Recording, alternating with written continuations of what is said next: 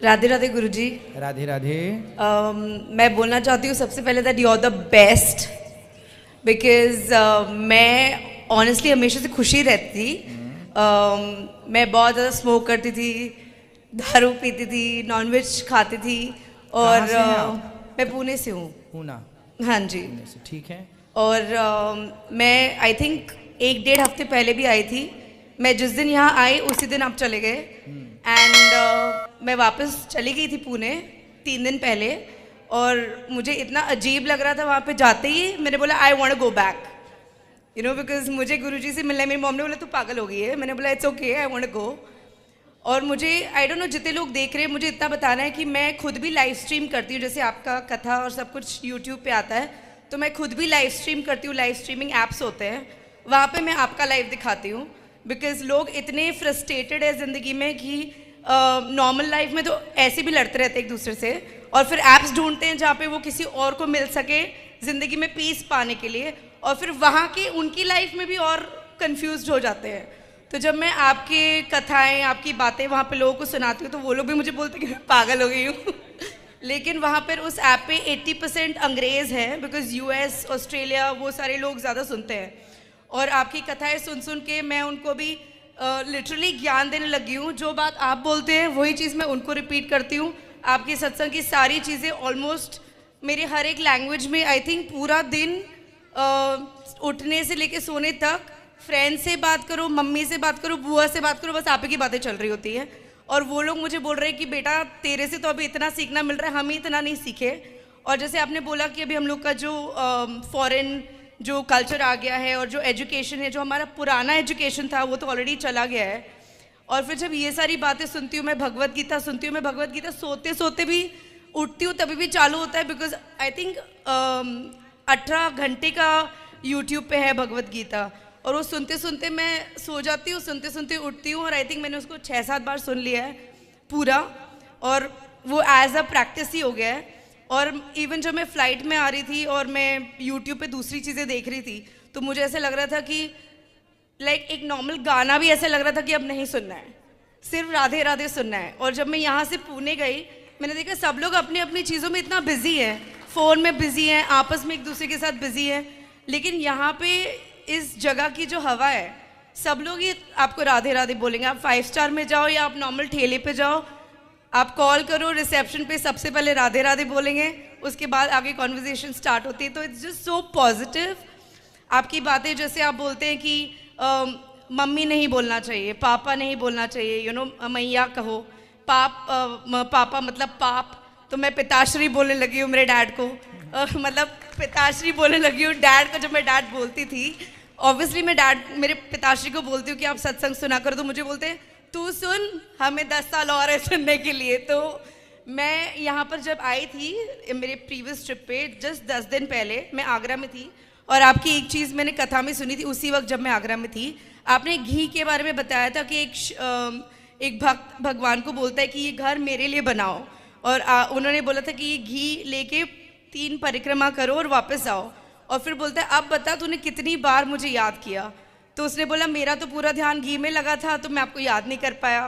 तो वो उन्होंने बोला, भगवान ने बोला कि जो इंसान कर्म करते हुए भी मुझे याद रखता है, यू नो, वो इंसान मेरा सबसे बड़ा भक्त है। तो जब मैंने ये बात अपने डैड को बताई, बिकॉज मेरे डैड आने के लिए तैयार नहीं थे यहाँ पर, तो मैंने उनको वीडियो कॉल पे ये बात बताई। और मेरे डैड पता नहीं क्या हो गया उनको, बिकॉज मेरे डैड बोले थे मैं यहाँ पे बैठ के ही कर रहा हूँ राधे राधे। तो मैंने बोला कि मेरे गुरुजी बोलते हैं कि जो फ्री इंसान बैठा रहता है वो तो कभी भी राधे राधे राधे राधे कर सकता है, लेकिन जो काम करते करते भगवान का नाम लिए, वो भगवान का सबसे बड़ा भक्त है। तो मैंने उनको बोला आपको यहाँ आना है।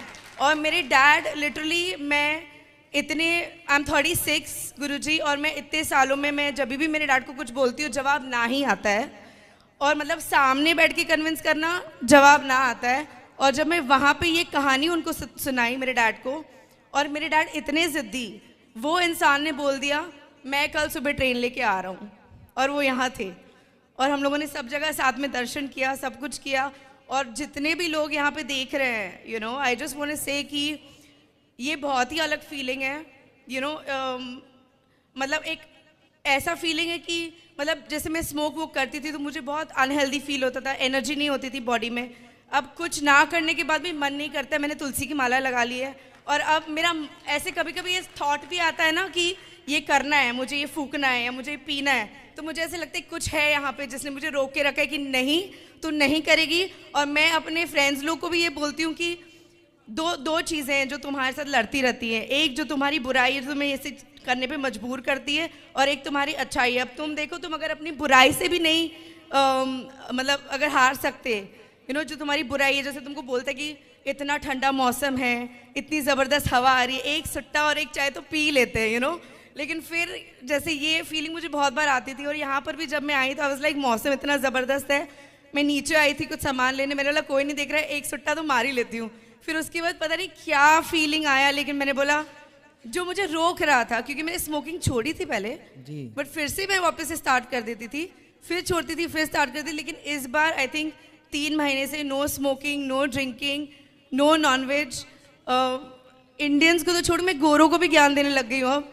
मैं एक गोरों के साथ बैठ के बात कर रही थी तो मैं उनको बोल रही थी कि नॉनवेज नहीं खाना चाहिए, तो वो मुझे बोल रहे वेजिटेबल भी तो ब्रीथ करता है तो क्यों नहीं खाना चाहिए। तो मैंने फिर वापस से आपकी ज्ञान बोली, मैंने बोला वेजिटेबल्स को आप किचन में काटो, देखो कितना फ्रेश खुशबू आएगा, नॉनवेज को काटोगे तो कितना गंदा स्मेल आएगा कि नहीं। और फिर मैंने हाँ तो वो क्या हो गया, वो तो फिर हम थोड़ी काटते हैं। तो मैंने बोला अपनी फैमिली को लेके जाओ, पूरा दिन बैठ के फल फ्रूट निकालो, किसी भी एक इंसान को पकड़ लो, उसको बोलो बैठ के प्लकिंग करना है, वो कर सकेगा। लेकिन किसी भी इंसान को पकड़ के उसको छुरी दे के बोलो उसको मारना है, और ये देखो मार सकते हो। और भले तुम खाते हो, पूरे फैमिली को अगर एक ऐसी रूम में मैं रख दूँ जहाँ पे मुर्गियों को कंटिन्यूसली पूरा दिन काटेंगे, तुम खुद तो पहले तुम्हें उल्टी आ जाएगी या तुम बेहोश हो जाओगे जबकि तुम खाते हो, फिर भी तुम ये नहीं देख पाओगे, बिकॉज कहीं ना कहीं एक गिल्ट लगेगा तुम्हें कि ये हम क्या कर रहे हैं।